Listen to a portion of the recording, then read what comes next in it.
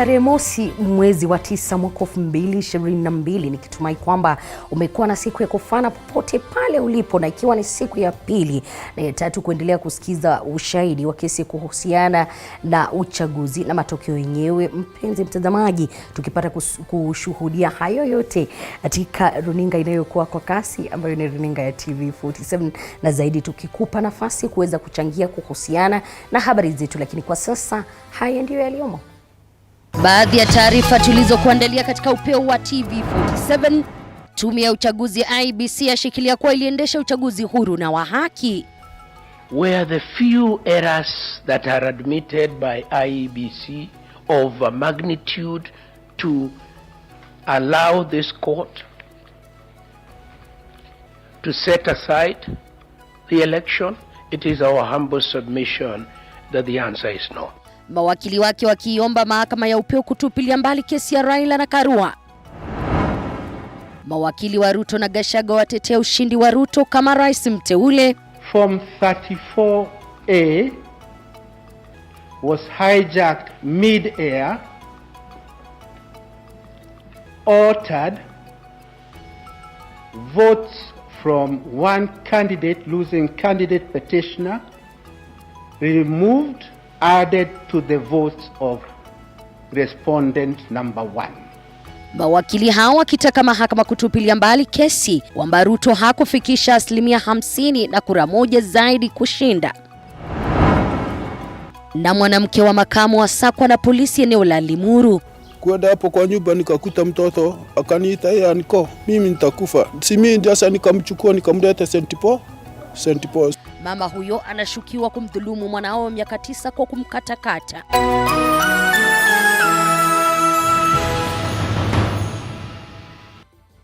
Na kukaribisha tuandamane hadi tamati, ikiwa hii leo bado ni siku ya ukumbi wa siasa. Mimi nafahamika kama Elizabeth Mutuku. Kwenye meza ya lugha ishara yupo Catherine Simalowe.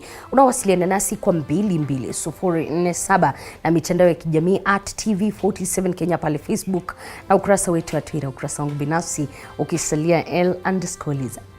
Katika kesi ya kupinga ushindi wa rais mteule William Samoei Ruto, tume huru ya uchaguzi na uratibu wa mipaka nchini IEBC kupitia kwa mawakili wake wamepinga ombi la Raila Odinga na Martha Karua kubatili ushindi wa rais mteule William Samoei Ruto. Mawakili hao wakiongozwa na Githu Muigai wakielezea mahakama kwa ushindi wa rais mteule ni halali na katika uchaguzi mkuu wa mwaka 2022 na ulikuwa huru, wa haki, wazi, uliendeshwa kwa mujibu wa katiba. Moige William anatupakulia taarifa hiyo kwa kina.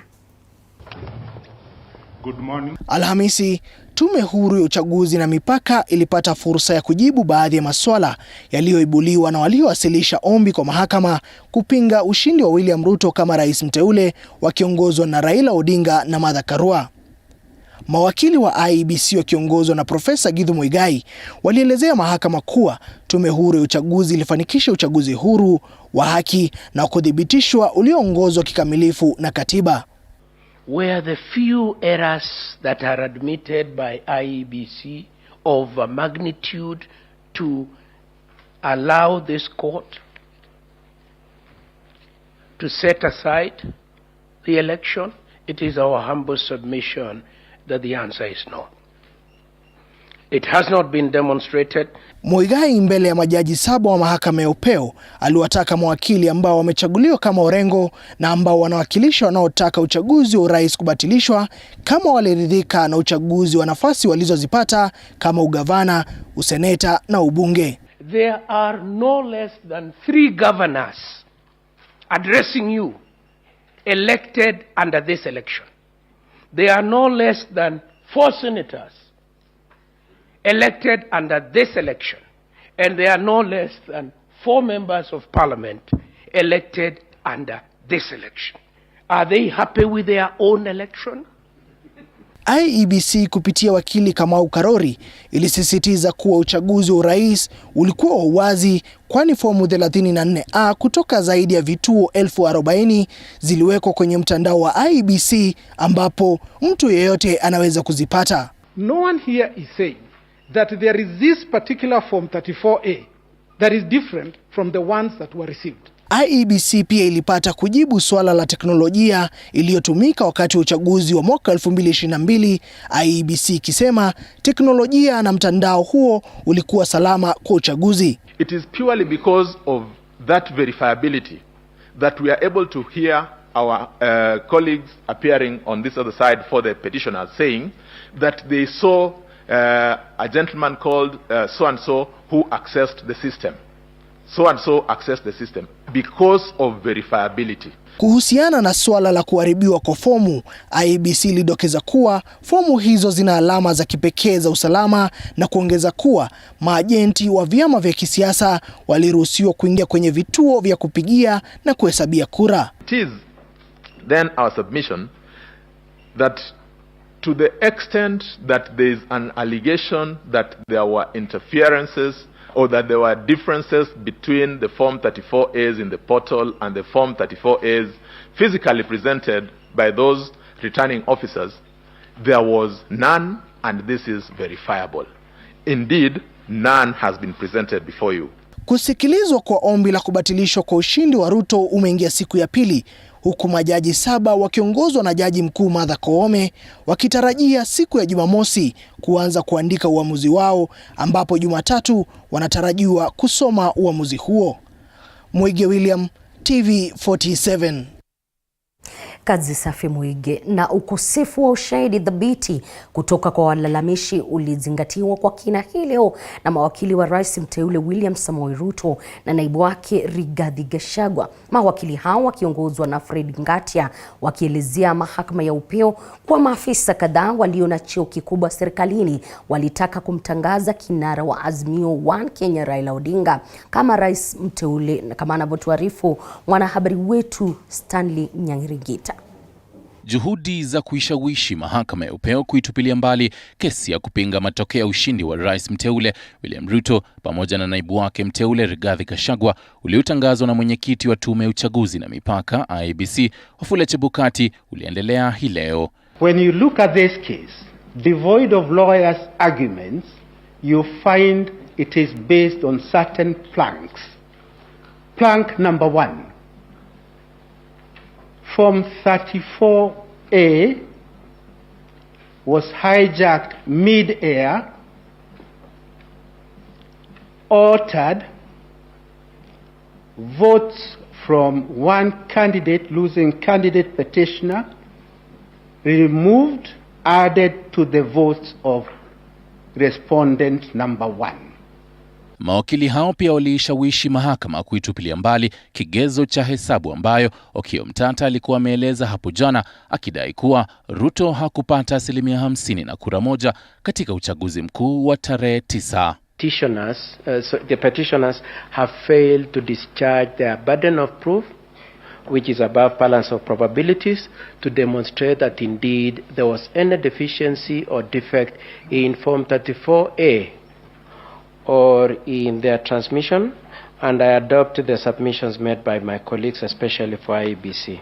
Vile mahakama ilielezwa kuwa kuhairishwa kwa uchaguzi za magavana Mombasa na Kakamega haukusababisha kupungua kwa wapiga kura waliojitokeza. As laid down by my senior counsel Fred Ngatia, that is to be found under Article 38 of the Constitution. But more importantly, we have a history as a country. We are a country that has been privileged to legislate on each and every issue that has been litigated before these courts. We are a country that even legislates on the time between which a president should be sworn in. Kulingana na mawakili wa Kenya Kwanza, maafisa kadhaa serikalini walikuwa na nia kumtangaza kinara wa Azimio Raila Odinga kama rais mteule kinyume na sheria za uchaguzi. The mentioned public officers will include civilian state officers, including a cabinet secretary, senior military officials, including the vice chief of defense forces, head of police, head of intelligence, the head of public service and chief of staff, which itself is an illegal position under our constitution. All those people I have not denied that they met the IEBC. Ubabe wa mawakili utaonekana hapo kesho katika mahakama hiyo, huku pande zote zikitarajiwa kujibu maswali ambayo yalitokea hapo jana na leo. Stanley Nyaringita, Upeo wa TV47, Nairobi. Bado tukisalia katika masuala yanayofungamana na mahakama, ni kwa vuta ni kuvuti kati ya mawakili wa mrengo wa Azimio la Umoja na Tume Huru ya Uchaguzi na Ratiba ya Mipaka nchini IEBC unazidi kushuhudiwa mahakamani, hata baada ya Jaji Isaac Lenaola kusema kwamba mchakato wa Azimio kukagua sava unakamilika. Hata hivyo, kampuni ya Smartmatic iliyopewa kandarasi na IEBC imedinda kupeana ruhusa ya kukagua sava, ikisema kwamba huo ni hiyo ni kuhujumu haki ya ubunifu na umiliki wa mitambo hiyo. Kampuni hiyo sasa ikitaka tume ya IEBC kuweka wazi data za upeperushaji matokeo pekee mbele ya mahakama. Wakili wa Raila Odinga Philip Murgor alisuta IEBC kwa kucheleweshwa mchakato wa kukagua sava zote 8 na kuweka na kusambaza matokeo ya uchaguzi. Mahakama ya Upeo ingali kupokea taarifa ya mwisho kuhusu hatua ya kukagua sava kabla ya mawakili wa Azimio na tume ya IEBC kupewa nafasi ya kujibu.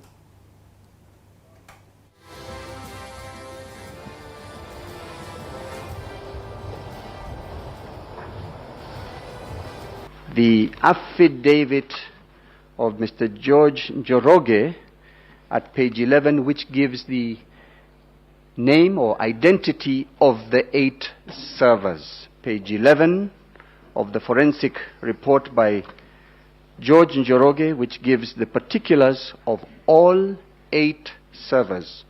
Of those 8 servers, IEBC are providing only limited access to server number 5. When somebody says that there is a gentleman called so-and-so who accessed the server or the rear end of the result transmission network 1,000 times, it simply speaks to the fact that they had to make entries. It should not be lost that we were using, according to the jurisprudence in Maina Kiai, results from the polling station, which is the original Form 34A. Now, if we look at the number of the polling stations, it speaks to about 46,000 and a few hundreds. It then meant that a corresponding number of entries had to be made on that Form 34C. You can address the question of what you're calling non-compliance. You can address the question of what servers you think were not accessed. You can address the question of the information that you received, your agents were there. And you, IEBC, can respond to say, what are your answers to the complaints by the petitioner's advocates? And then the court will ultimately determine what is the import of all the things you are saying. That report was meant for the court to make a decision on the issues you raised. So as far as we are concerned, that matter is spent. Please address us tomorrow substantively on each of the questions once you see the report, which is actually being prepared right now. Muda wangu wa kuchukua mapumziko kidogo, lakini anisome arafa moja. Eric anasema hivi, waachane na Rais mteule William Samoei Ruto kuendeleza kazi yake. Hayo ni maoni yake Eric, lakini kwa sasa usicheze mbali, maana nikirejea taarifa zaidi zipo.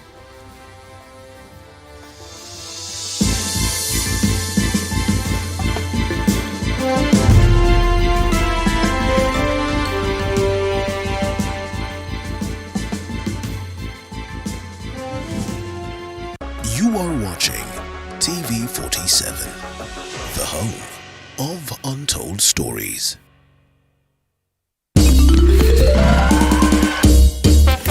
Sona moja imetengenezwa kwa njia spesheli ili kupambana na maumivu kwa haraka. Sona moja ina aspirin kama kiungo. Sona moja, kitulizo kamili. Maumivu yakizidi, pata ushauri wa daktari.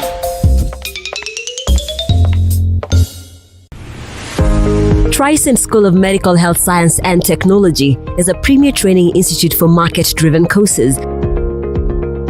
With state-of-the-art facilities, competent and dedicated members of staff, and linkages with the medical industry, you are assured of a bright future when you study with us. Enroll today in our campuses at Juja, Nairobi West, Kisumu, and Homa Bay. It's GOTV's first. Despite being visually impaired, he is a jack of all trades. It is our quest to find answers on how to take care of children with special needs and those with disability. You do not need to see musical notes to understand music, but rather to have your soul feel the vibe.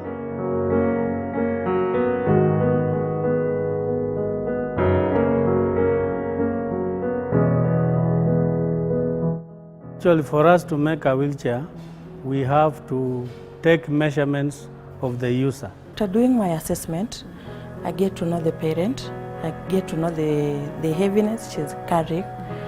Disability comes at different stages of life.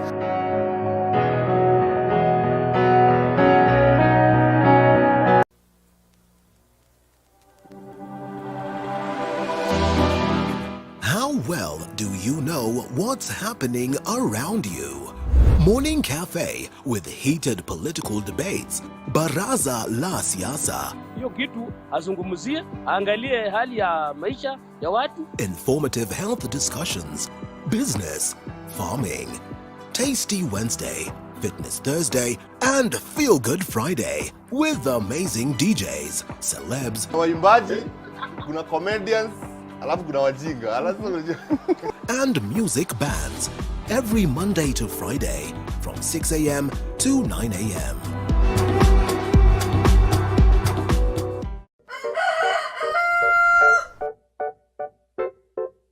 The next set of millionaires are farmers, as we know agriculture has been and still is the backbone of our economy. As we traverse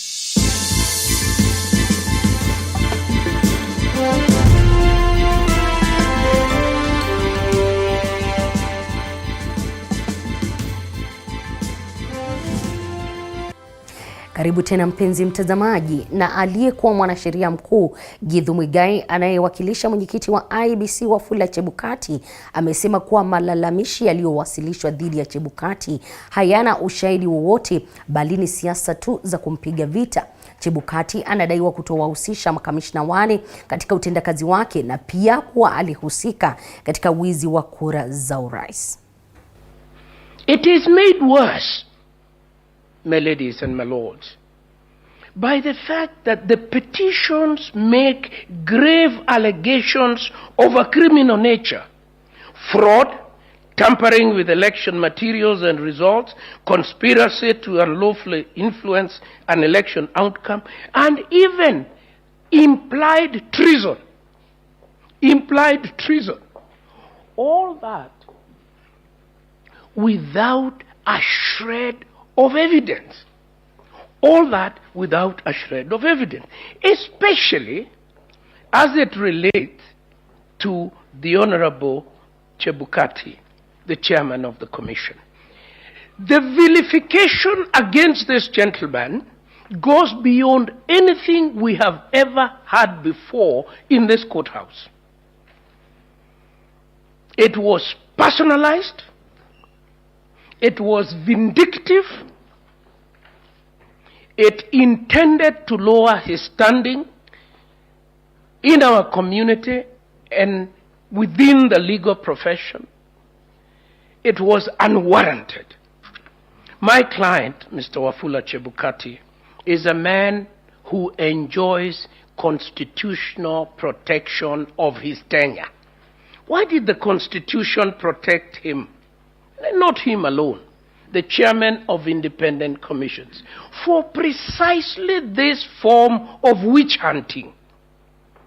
The Constitution cannot countenance that a constitutional office holder is to be witch hunted in the manner suggested here. That he walked out of his office and took the phone many times, then came down and sat down and did not consult the people who were having tea. A whole lot of irrelevant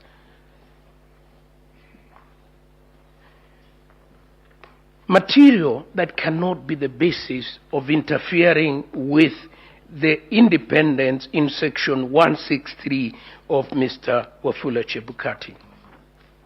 It is said that he should be removed from office and forbidden from ever holding public office.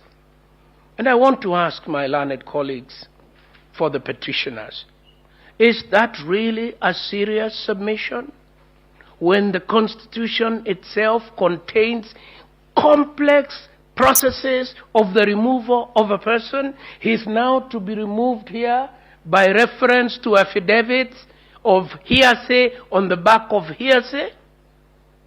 I do not think it is a serious submission, and I invite my lords not to act on it at all.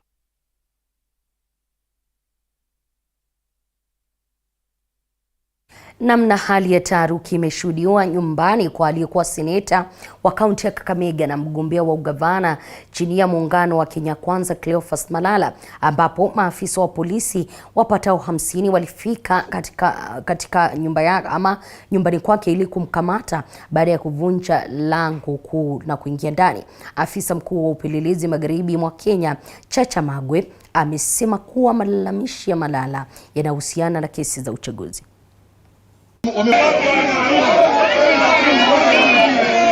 Hali tete ilishuhudiwa nyumbani kwake seneta wa kaunti ya Kakamega anayeondoka Cleophas Malala hii leo baada ya maafisa wa polisi kufika katika boma lake eneo la Milimani viungani mwa mji wa Kakamega wakitaka kumkamata.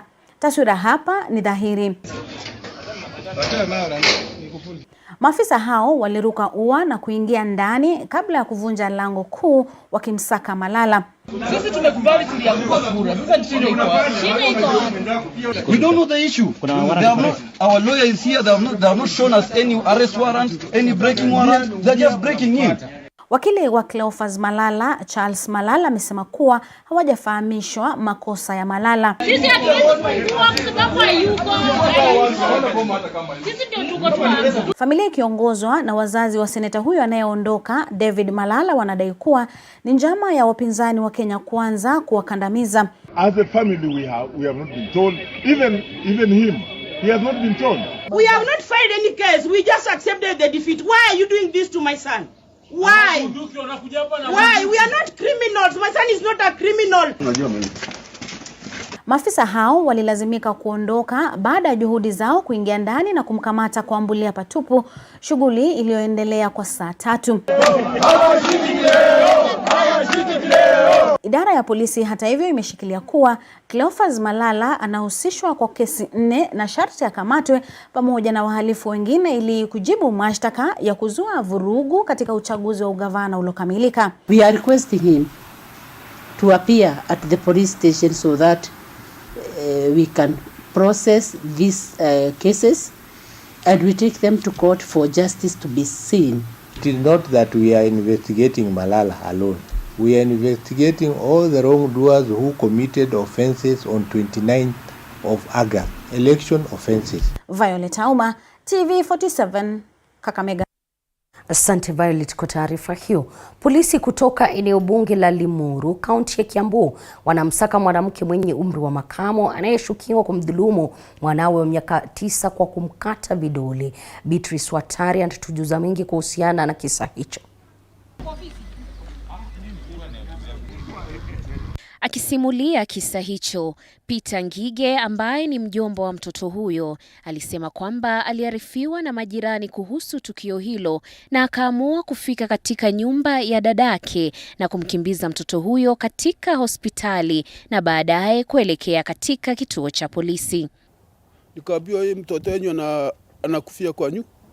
Si mimi nikatoka kwenda hapo kwa nyumba nikakuta mtoto akaniita yeye aniko mimi nitakufa. Si mimi ndio sasa nikamchukua nikamleta St. Paul. Sikumleta St. Paul nikatumwa hapa kwa polisi. Mimi nikafikisha ripoti yangu. Kulingana na Peter, dadake alimdhulumu kwa kumkata mtoto wake baada ya kushindwa kufahamu alikokuwa ameweka soksi zake za shule. Baada ya hapo, alitoka na kumwacha kijana huyo nyumbani kwake katika eneo la Majiri lililoko katika kijiji cha Kabuku. Nimekatwa vidole mama yake akitafuta socks ya asubuhi ya kwenda shule. Mimi hakuniambia kitu kingine.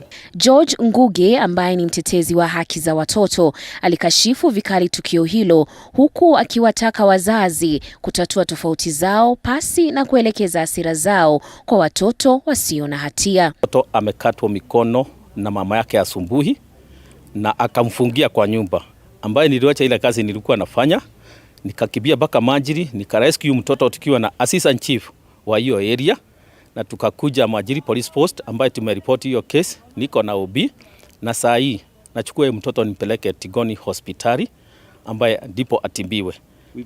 Baada ya kufanya uchunguzi zaidi, maafisa wa polisi walikipata kisu chenye damu kilichotumika kutenda unyama huo. Polisi wanaendelea kumsaka mama huyo. Nikiripotia runinga ya TV47, jina langu ni Beatrice Watari. Namna bila shaka tunatumai kwamba mtoto huyo atapata haki. Na baraza la waumini wa dini mbalimbali humu nchini IRCK limemtaka gavana mteule wa kaunti ya Mombasa Abdul Swamad Sharif Nasir kuweka bayana jinsi atakavyolipa deni la kima cha shilingi bilioni 4.2 za serikali ya kaunti hiyo iliyopita. Wakizungumza katika kikao maalum katika eneo bunge la Mvita, viongozi wa baraza hilo katika kaunti ya Mombasa wakiongozwa na kasisi Joel Masika wamemtaka Nasir kuelezea mbinu atakazotumia kulipa deni hilo.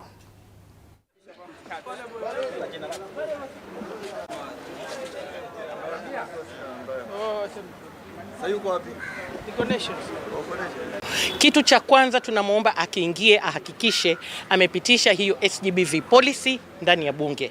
Amechukua jukumu la Mombasa, jukumu limekuja na madeni. Madeni makubwa kama mnavyoona kwenye vyombo vya habari, kuna deni ya 4.2 billion. Tunamuomba tafadhali, deni hili lisimfanye yeye Mombasa isiendelee. Kama kiongozi atafute njia mbadala ya kuhakikisha deni imefanya nini? Imelipwa. Ni wakati tunauliza hili deni la 4.2 billion itaondoka vipi bila kuumiza mkaaji wa Mombasa County. Hiyo ndio kilio chetu. We cannot run away from debt, but what we can do is after they've already been audited kwa hizi debt ziko, then the first thing we want to do is priority number 1, like I said, we have the human resource, which is the biggest resource in the county government. Lazima tuangalie mambo ya mishahara. Pili, baada ya hapo lazima tuweze kuangalia wale walioweza kufanya zile biashara. Lazima tukae nao chini, tuwapatie mikakati ya kuweza kuwalipa ni vipi. Deni hizi nyingine zinapita miaka 8, miaka 7. Suluhisho ni kuhakikisha ya kwa tusiwe na madeni mapya, na yale ya zamani tuweze kuyalipa. Kwingineko ni kuwa aliyekuwa jaji mkuu Willy Mutunga amewakashifu viongozi serikalini akitaja kwamba wengi wao hukiuka haki za binadamu, huku wakijitetea kwamba ni hali ya kuimarisha usalama. Akizungumza leo katika kongamano la bara Afrika la mashirika yasiyokuwa ya kiserikali pamoja na muungano wa Afrika AU, amewataka vijana kujiepusha na siasa za ukabila, akidokeza kuwa wanasiasa huwatumia visibu. There is some truth in others, some exaggeration in that. You know, I'm sure there are some leaders who are very God-fearing. How many sins have been committed in the name of God? In this country, people kill us and they get elected and they say, you know, it's God's will. I don't think it is. So the issue of security sector accountability is critical to open society because it dictates the safety and security of citizens, their ability to do their various things, and as mentioned earlier, it's a pillar of other governance institutions and processes. Without security, you can't have elections. Without security, you can't have healthcare delivered. Without security, you can't have trade going on. So open society supports the security sector. Mpenzi mtazamaji, ni wakati wa kuchukua mapumziko kidogo. Kumbuka tukirejea tutarejea pamoja na taarifa za michezo na vile vile tukiingia katika ukumbi wa siasa.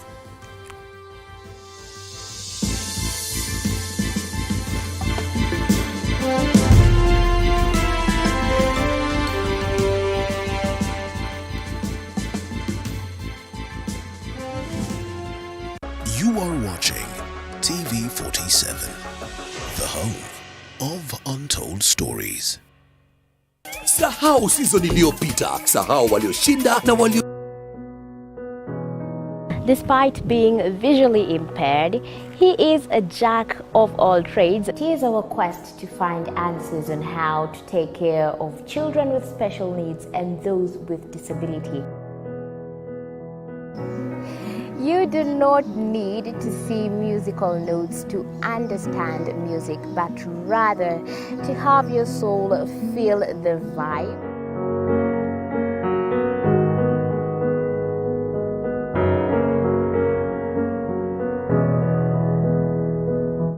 Actually, for us to make a wheelchair, we have to take measurements of the user. After doing my assessment, I get to know the parent. I get to know the heaviness she's carrying. Disability comes at different stages of life.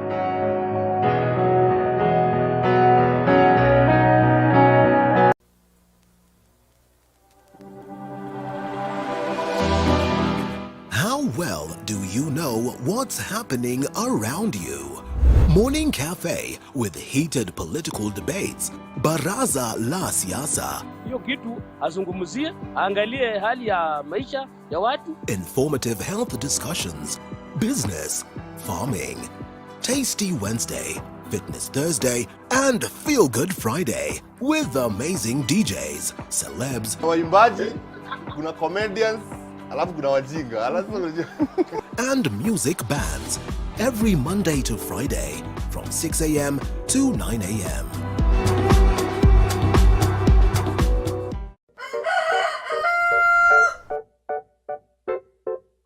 The next set of millionaires are farmers. As we know, agriculture has been and still is the backbone of our economy. As we traverse the different counties to meet different farmers, we ensure to get the story of how they started farming and even how they continue to penetrate the market and overcome the challenges. Hapa, the reason why niliweka goose na si ducks. Goose, they are very easy to maintain.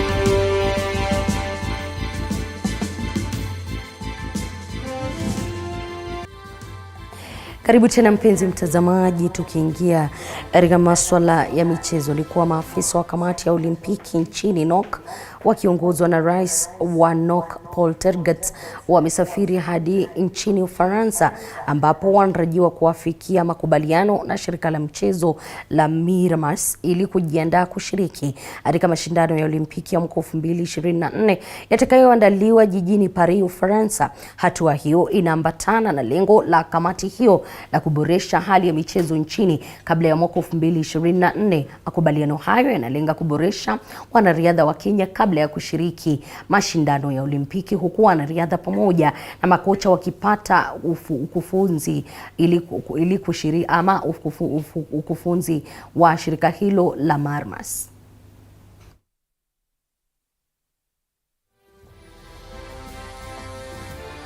And as we prepare ourselves for Paris 2024, is to enter into strategic partnerships which assist us in terms of the areas where we are weak.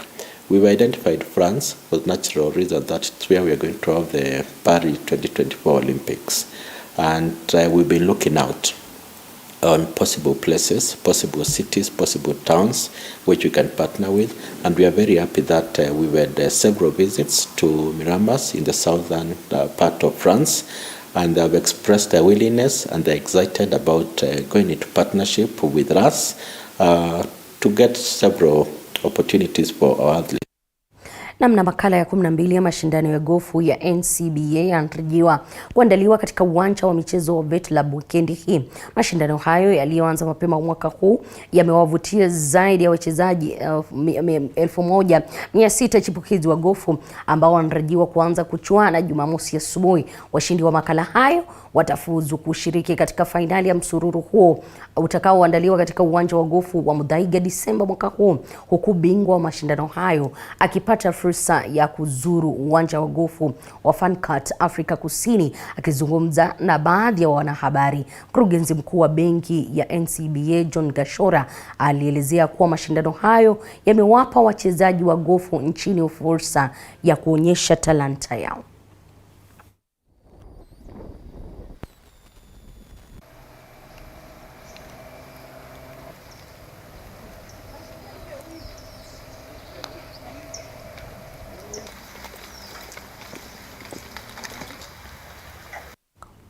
Namna mashindano ya michezo ya vyuo vya upili katika eneo la mashariki mwa Kenya yalianza rasmi mapema hii leo katika kaunti ya Embu, huku zaidi ya wanafunzi 1880 kutoka kaunti 8 katika eneo hilo wakishiriki katika mashindano hayo. Mashindano hayo yataandaliwa katika shule ya upili ya Kanguru, shule ya upili ya wasichana ya Kangaru Girls, chuo kikuu cha Embu na chuo cha kiufundi cha Embu, huku soka ya handiboli, mchezo wa mpira wa vikapu, raga miongoni mwa michezo mingine vikijumuishwa katika mashindano hayo. Mashindano hayo yanarejelewa baada ya kusitishwa kwa muda wa miaka miwili kutokana na mkurupuko wa virusi vya korona mwezi Machi mwaka 2020. Katika mechi zilizosakatwa leo mchana, shule ya upili ya Makueni ilitandika shule ya upili ya Kerwa bao 1-0 katika mchezo wa mpira wa magongo na kupaa hadi kileleni katika kundi lao.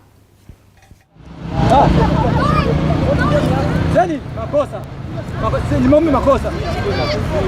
Anaweza tenga. Sawa hivyo. Kipa.